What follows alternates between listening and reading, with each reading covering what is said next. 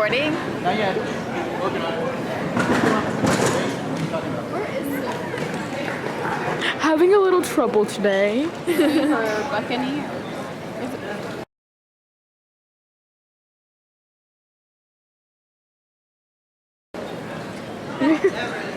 I see that zooming in on me. No, zoom in on the logo. You're practic. Oh no, always an adventure, no matter the weight. Wait, where? Where is it? On the edge. Always on the edge. On the line. Oh, next one, okay. though. Okay. Did you see it? Yeah, on no matter the weight. Is it really? Almost there. Less than 11 more to go. Sprint. Spirit. Spirit. Less many more go. Look at them over there diligently working to get our luggage fixed. Haram, haram. We have to go. Look at him. Yeah, haram.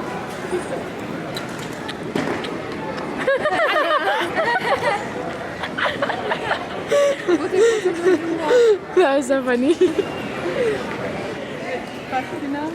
Hi Suzanne, how are you feeling? Do I need to do this one? What's down? Suzanne, say hi.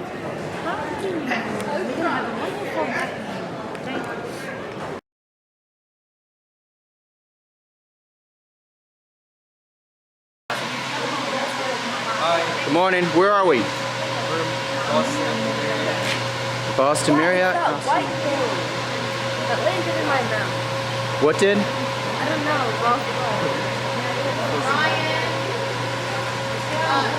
Okay. Well, we need everybody before you load. Good morning. Good morning.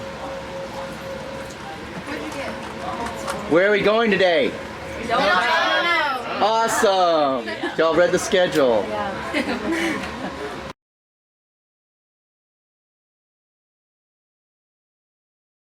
Ramsey, are you good?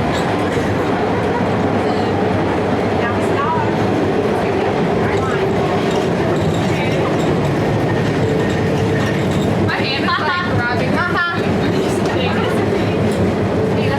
Alright, I got it. You got it? I got it now. Alright. Alright, let's just do it when we're stopped. Pocket guy. Okay, nobody's decided over there. It's fine. You're on camera. Let's go. Pocket guy. Let's go to high. Let me to choke. Choke. How do you say choke? Is that good for now?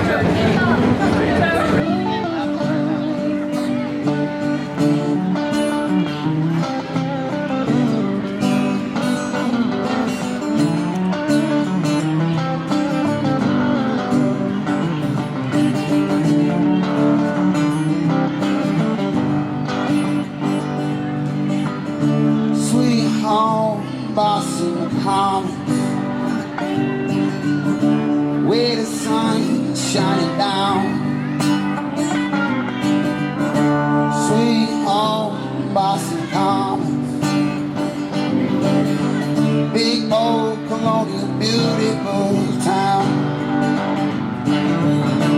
Playing on the grass in the park, well, the sky remains blue. It feels good for my heart. It's the only thing we want to do.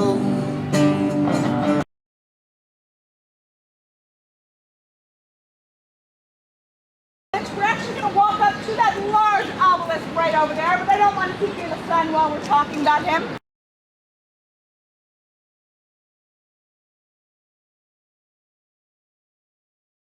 That is the gravesite for Mr. John Hancock. Of course, very, very famous because of his signature at the bottom of the Declaration of Independence. But he is so much more than his signature. John Hancock is stinking rich. We're talking like Bill Gates money here. And he makes his money in what we call here in Boston, the old-fashioned way. What do you think that means? Inherited it. Heard it right over here. Fabulous. So he inherits it from Uncle Thomas and Aunt Lydia, leaves him a boatload load of cash to get him started in life. And fortunately for John Hancock, he is very, very good at making money. And he makes even more money in the period leading up to the American Revolution by smuggling all sorts of items that are being taxed by King George. Because we've got taxes right now, and even nowadays, we don't love them, but these taxes that we have in the colonial era are a bit of a problem, because we have no representation in Parliament at this point. So, we feel that we have been turned into second-class English citizens, and that is not fair. As James Otis, who's buried over here, says, taxation without representation is tyranny. So John Hancock does what he thinks is his part to fight back against this tyranny by smuggling in the exact same thing that is being taxed by King George. Because it's the principle of the thing, right? Yeah, of course. But he figures out eventually that there are a few things that his copious amounts of money cannot buy him. And one is a job that he wants more than anything else in the entire world. The war breaks out, and we find ourselves in need of a commander of our continental forces. John Hancock thinks he would be a terrific general. However, knowing what we know about John Hancock, is that man a soldier? No. Unfortunately. He is a very good businessman. Everybody likes him. Not actually any military experience. They are in a meeting of the Continental Congress.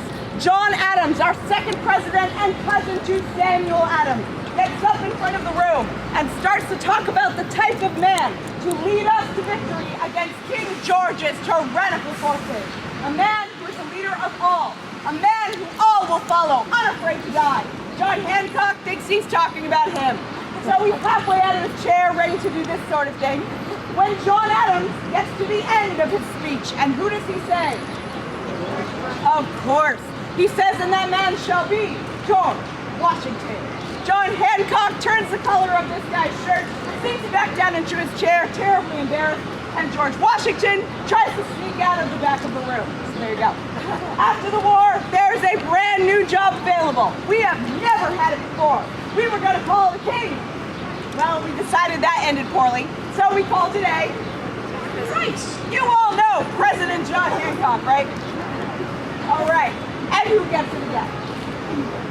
George Washington. So this sets up a rivalry that lasts for the rest of their lives between John Hancock and George Washington. Now, as we walk up here, you will see the Hancock family crest on the very top of that monument. Now, the Hancocks are not actually a titled family out of England and France, so they make it up. And what you will see when you head up there is a hand and 3 roosters. Hancock. Let us move on.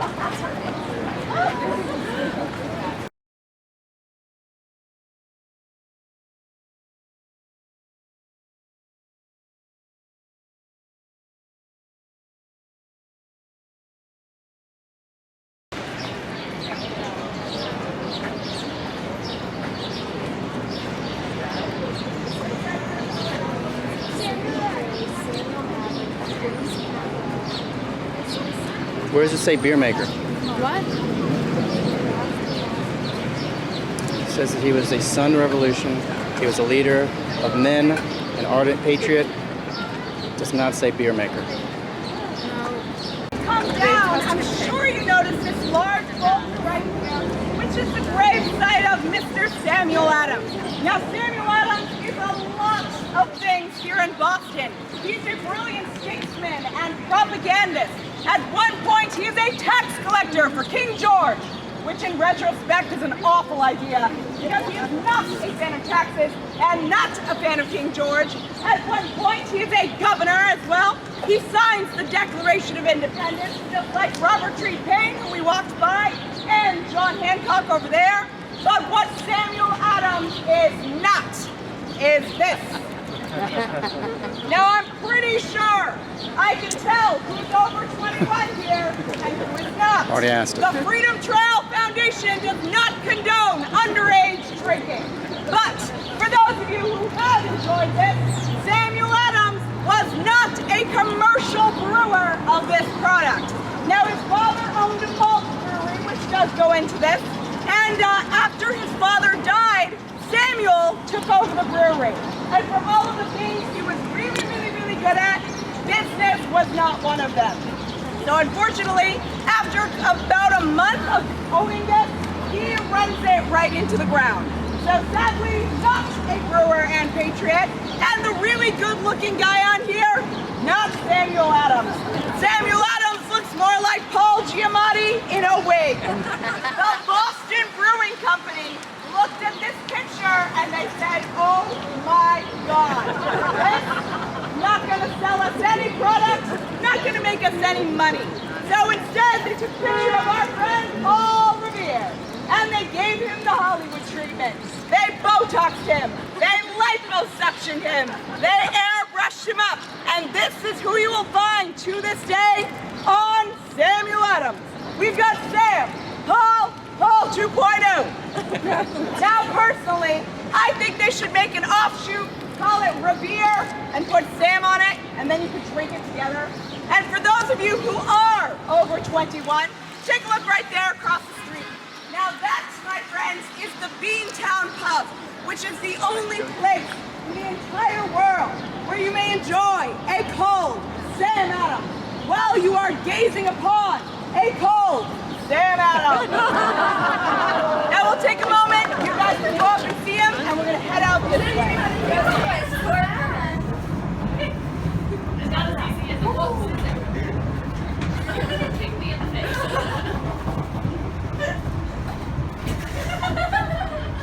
One more time, one more time.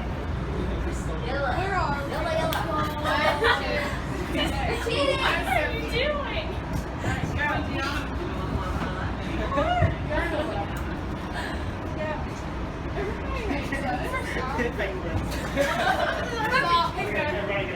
Stop doing this right.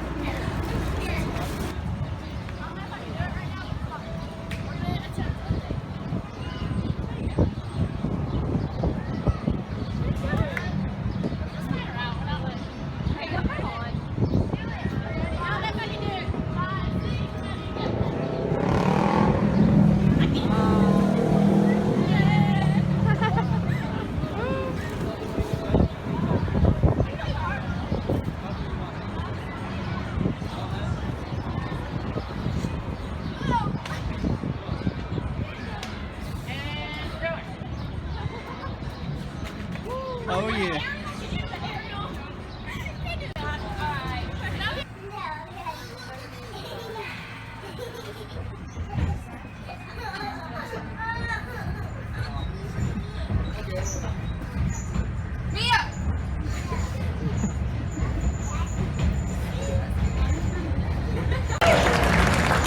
Okay, folks, please take a good look at what you're seeing right now.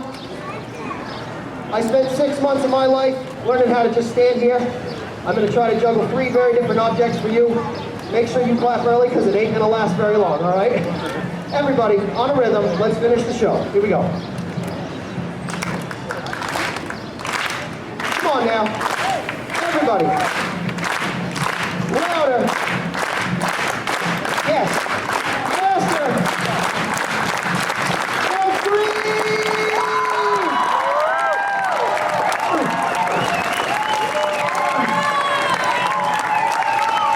Oh my gosh, I'm still doing it.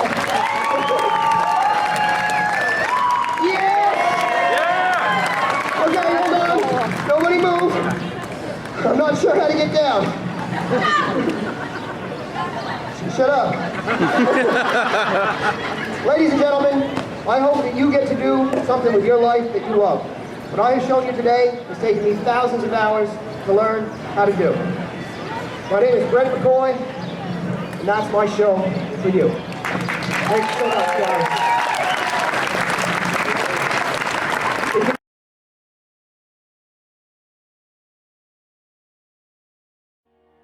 I've been thinking too much. Help me. I've been thinking too much. I've been thinking too much. I've been thinking too much. Help me. I've been thinking too much. I've been thinking too much. I've been thinking too much. Oh, oh, oh, oh, oh, oh. I'm falling, so I'm taking my time on my ride. Oh, oh, oh, I'm falling, so I'm taking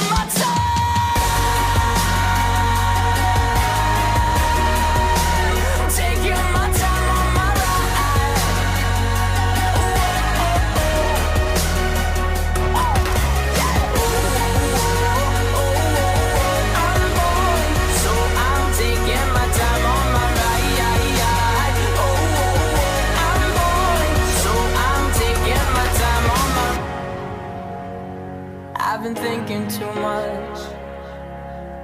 Help me. I've been thinking too much. Help me.